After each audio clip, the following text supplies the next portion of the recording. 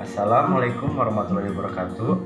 Saya dari kelompok 13 akan mempresentasikan tentang hukum jual beli, bai mudharabah, dan hukum gadai atau orang.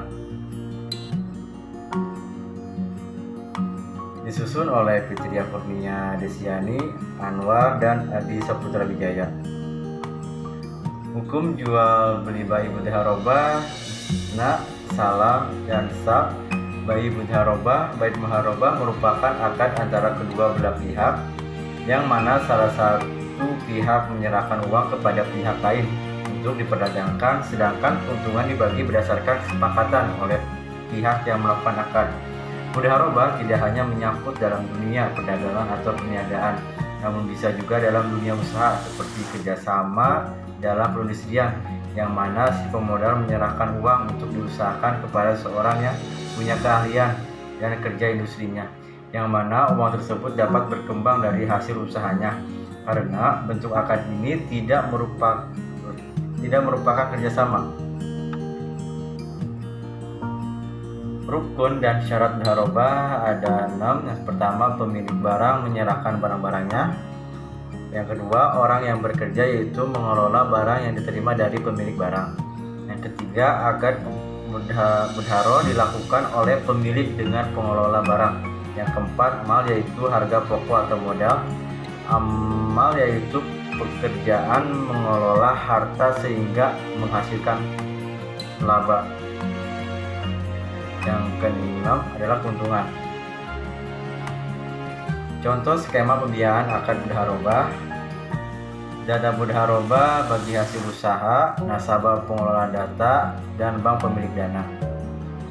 Ketentuan umum skema pembiayaan mudharabah: jumlah modal yang diserahkan kepada nasabah selaku pengelola modal harus diserahkan tunai dan dapat berupa uang atau barang yang dinyatakan nilainya dalam satuan uang.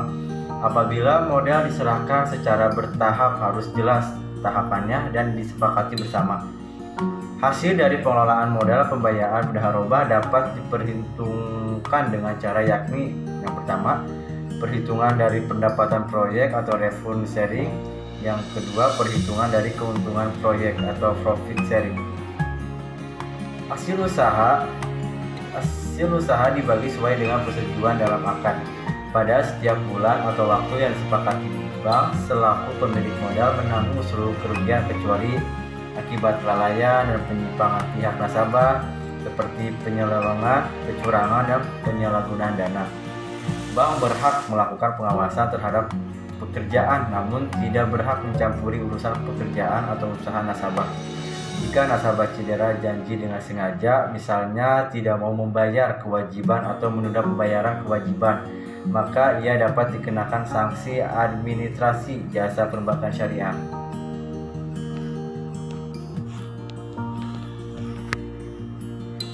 Al-isna adalah akad jual beli pesanan antara pihak produsen atau pengrajin, penerima pesanan atau sani dengan pemesan mustahni untuk membuat satu produk barang dengan spesifikasi terbentuk atau masnu, di mana bahan baku dan biaya produksi menjadi tanggung jawab pihak produsen, sedangkan sistem pembayaran bisa dilakukan di muka tengah atau akhir.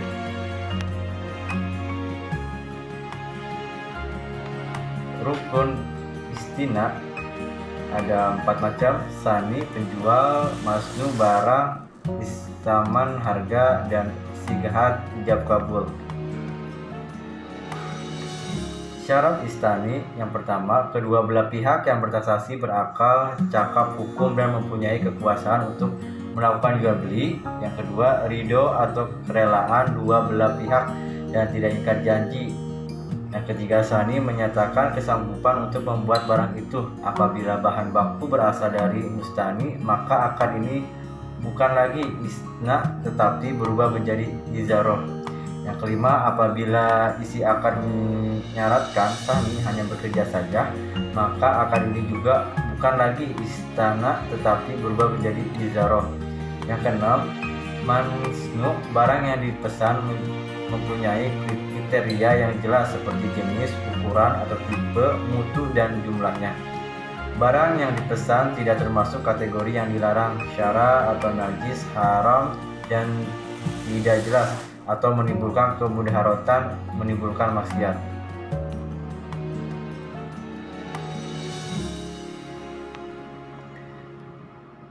Bai'us salam, jual beli sistem inden atau pesan.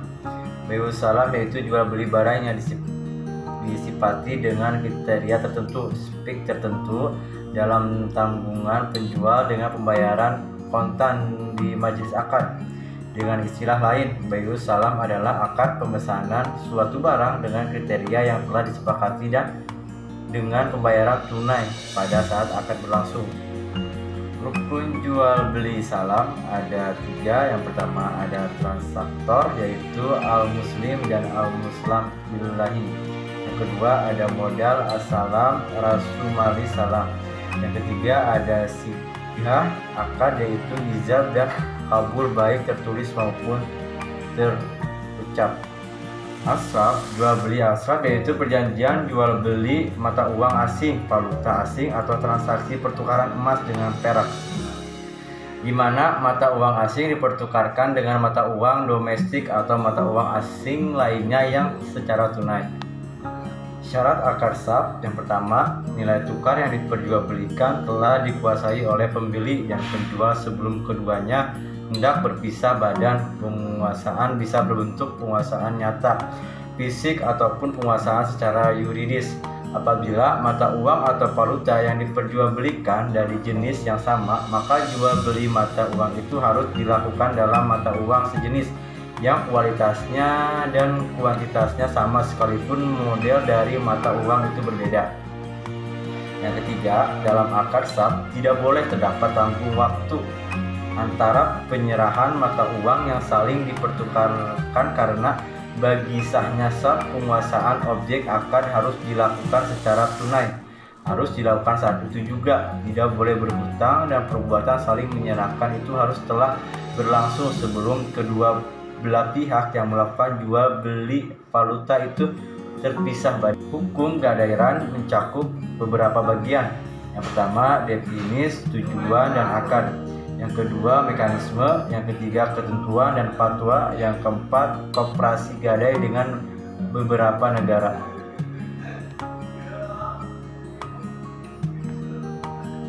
Yang satu, pengertian gadairan. Pengertian gadairan secara bahasa adalah tetap, kekal, dan jaminan, sedangkan pengertian secara istilah adalah menyandera sejumlah harta yang diserahkan sebagai jaminan secara hak dan dapat diambil kembali sejumlah harta dimaksud sesudah ditebus. Mekanisme gadai etoran, di samping beberapa kemiripan dari beberapa segi, jika ditinjau dari aspek landasan konsep, teknik, transaksi, dan pendanaan, pegadaian syariah memiliki ciri tersendiri yang implementasinya sangat berbeda dengan pengadaian konvensional.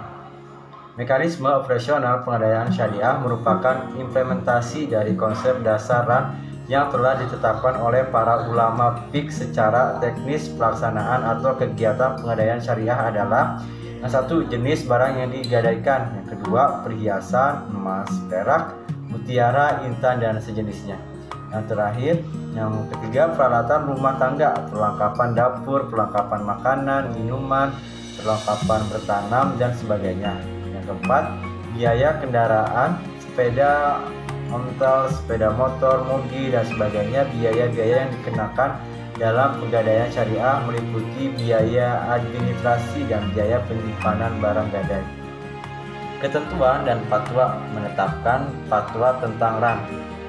Pertama, hukum bahwa pinjaman dengan mengadaikan barang sebagai jaminan utang dalam bentuk ran dibolehkan dengan ketentuan sebagai berikut. Yang kedua, ketentuan umum, murtahin atau penerima barang mempunyai hak untuk menahan marhum barang sampai semua utang rahin yang menyerahkan barang dilunasi. Marhun dan manfaatnya tetap menjadi milik rahin. Pada prinsipnya, marhun tidak boleh dimanfaatkan oleh murtahin kecuali seizin rahin dengan tidak mengurangi nilai marhun, dan manfaatnya itu sekedar pengganti biaya pemeliharaan dan perawatan. Pemeliharaan dan penyimpanan murah pada dasarnya menjadi kewajiban rahin. namun dapat dilakukan juga oleh murtahin, sedangkan biaya dan pemeliharaan penyimpanan tetap menjadi kewajiban rahin. Besar biaya pemeliharaan dan penyimpanan marhun tidak boleh ditentukan berdasarkan jumlah pinjaman penjualan marhun. Apabila jatuh tempo, murtahin harus memperingatkan rahin untuk segera melunasi utangnya. Apabila rahin tetap tidak dapat melunasi utangnya, maka marhun dijual paksa atau dieksekusi melalui lelang sesuai syariah. Hasil penjualan murhan digunakan untuk melunasi utang, biaya pemeliharaan dan penyimpanan yang belum dibayar serta biaya penjualan. Kelebihan hasil penjualan menjadi milik rahin dan kekurangan menjadi kewajiban rahin. Yang kedua, ketentuan penutup jika salah satu pihak tidak menunaikan kewajiban atau jika tidak terjadi perselisihan di antara kedua belah pihak, maka penyelesaiannya dilakukan melalui badan arbitrase syariah setelah tidak tercapai kesepakatan melalui musyawarah. Fatwa ini berlaku sejak tanggal ditetapkan dengan ketentuan jika di kemudian hari ternyata terdapat kekeliruan akan diubah dan disempurnakan bagaimana mestinya.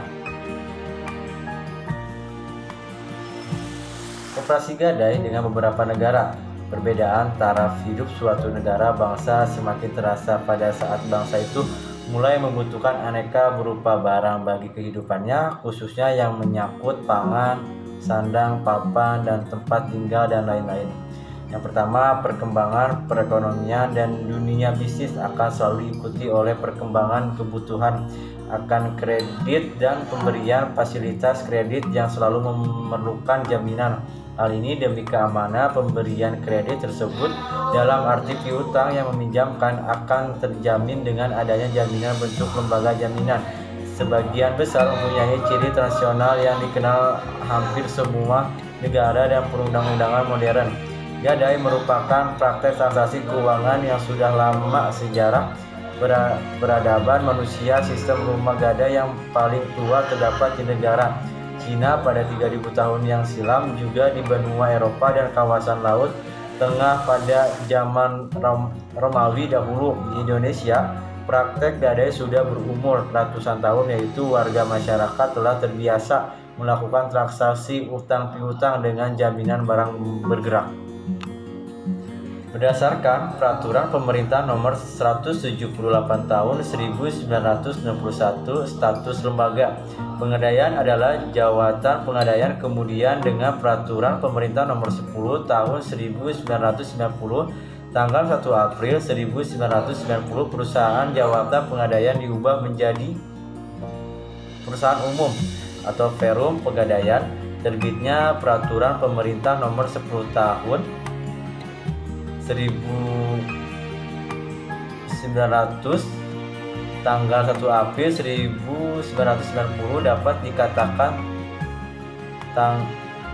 tonggak awal kebangkitan pengadaian. Satu hal yang perlu dicermati bahwa Peraturan Pemerintah Nomor 10 Tahun 1900 menegaskan misi yang harus diemban oleh pegadaian untuk mencegah praktek riba, di mana misi ini tidak berubah hingga terbitnya Peraturan Pemerintah Nomor 103 Tahun 2000 yang dijadikan landasan kegiatan usaha Perum.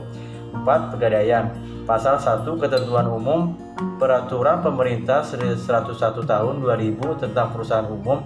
Perum Pegadaian dinyatakan bahwa perusahaan umum atau Perum Pegadaian adalah badan usaha milik negara sebagaimana diatur dalam Undang-Undang Nomor 9 Tahun 1969 yang mengatur tentang bentuk-bentuk usaha negara menjadi 3 bentuk perusahaan, yaitu perusahaan jawatan atau pejan, perusahaan umum atau Perum, dan perusahaan perseroan keuangan, di mana seluruh modalnya dimiliki negara berupa kekayaan negara yang dipisahkan dan tidak terbagi atas saham. Dan dalam pasal 3 ayat 1 Perum Pegadaian adalah perusahaan badan usaha milik negara yang diberi tugas dan wewenang untuk menyelenggarakan. Sekian dari kelompok kami tentang presentasi. Mohon maaf bila ada kekurangan dan bila tidak ada yang memahami, mohon dimaafkan. Oke, Oke teman-teman, jangan lupa like, subscribe. Terima kasih. Assalamualaikum warahmatullahi wabarakatuh.